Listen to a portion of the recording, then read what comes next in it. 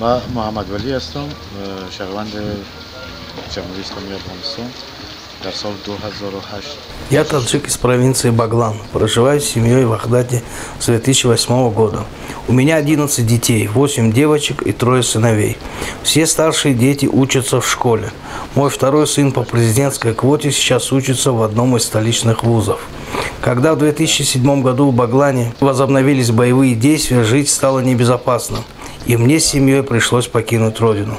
Здесь, в Таджикистане, у нас появилась возможность жить в безопасности.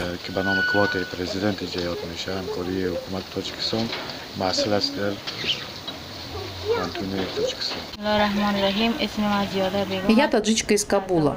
В семье нас 4 братьев и сестер. Моим престарелым родителям угрожали расправой, и мы были вынуждены покинуть родину. В феврале прошлого года приехали в Таджикистан в поисках безопасного места жительства. Мы слышали много о Таджикистане как о безопасной, красивой стране. Несмотря на все трудности, проблемы с трудоустройством, бытовой необустроенностью, мы рады, что по утрам просыпаемся в безопасности.